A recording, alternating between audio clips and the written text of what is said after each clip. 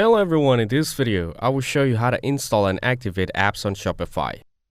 To start, open the admin Shopify website in your browser. Make sure to log in to your account. On the left panel, click on Add Apps.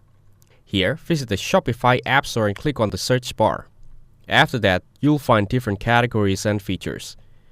These include sales channels, finding products, styling products, orders, and shipping, store designs, marketing and conversion, and store management. Now, click on Selling Products and select the VQB in the suggested apps. After that, hit Install on the left panel.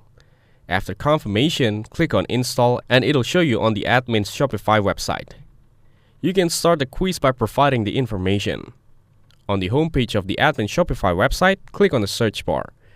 Lastly, it'll show you the VQB application in the Install It app category. If this video was helpful, please consider leaving a like and subscribe to the channel. With that being said, I'll see you in the next video.